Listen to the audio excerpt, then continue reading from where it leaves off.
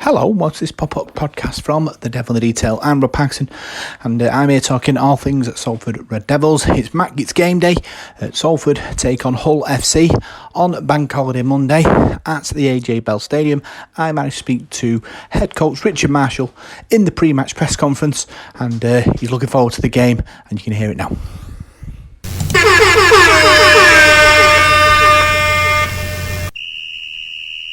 Coach's Corner. Right, Rick, it's Rob. Hey, Rob. After a physically tough battle against the Catalan, how have your players turned round over the weekend, both physically and mentally?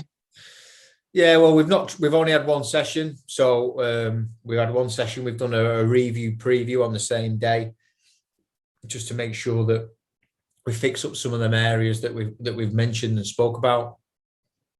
Hull, yeah, very physical team, big team. Got a real good kicking game as well off Sneed, and Jake Connor's doing a little bit for them now. He unpicked us, I thought, when we played him in round 2. So we've gone over and looked at a little bit of that as well. And if we can be consistent in our defensive processes, our line speed, our third man reloads, I think we'll be better for that. But we know that they're fighting for a place in the top 6, so they'll be coming to look to turn us over. Obviously, the preparation time is shortened because of the turnaround in games. Is it kind of a blessing that both sides have similar sort of styles of play, so you can kind of use the same game plan for both?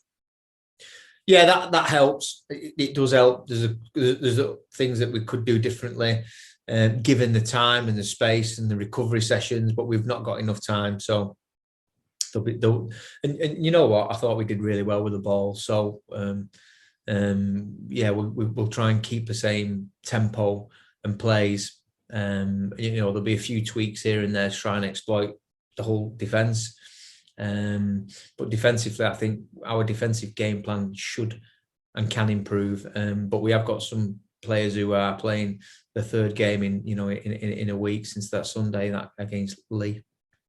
Yeah, Andy Acker's dropped out of the squad yesterday. Is that because of the turnaround time, or is that something more serious? No, it's just not fit. He's just not fit to play. We had to make a change on that. But we'll be fine. We'll be fine. It's a shame, really, because he's been going really well, Andy, but someone else will get an opportunity there. Yeah, with his absence, does that mean you have to change the balance of your squad? Because you're losing an 80-minute player. Does that mean you have to think about putting an interchange hooker on the bench? Possibly.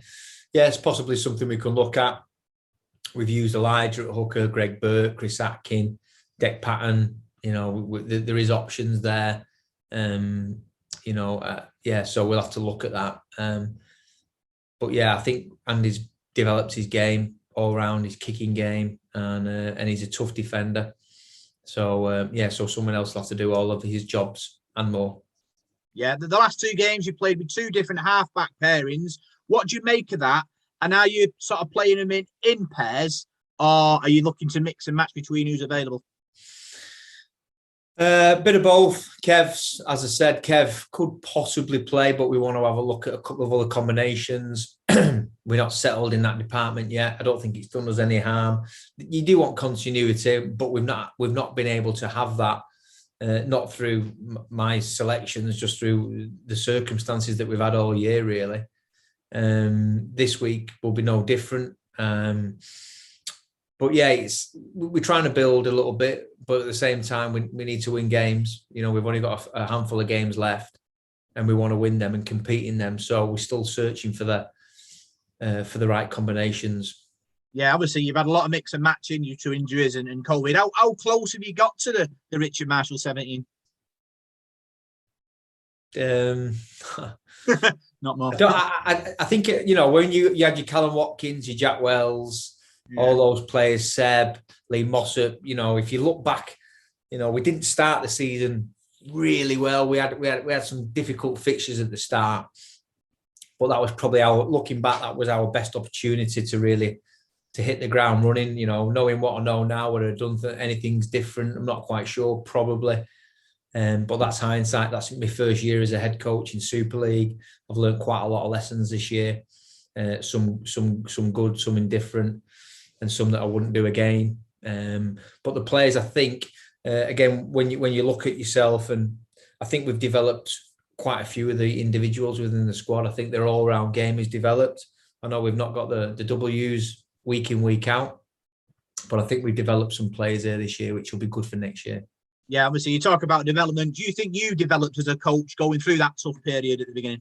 I think you have to. You're not, you don't. If you're winning every week, it's really nice. I was at a club at St Helens as an assistant, winning every week, and you still learn there, but you don't learn the tough lessons. I've certainly learned some harsh lessons this year about overcoming adversity and building the team back up again. And we've had a short turnaround this week. You've got to keep your messages and your themes simple and clear and concise. We've tried to do that.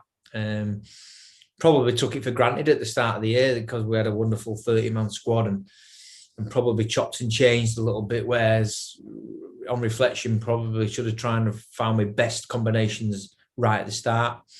But then obviously, 5-6 weeks into the season, your injuries and then obviously the COVID.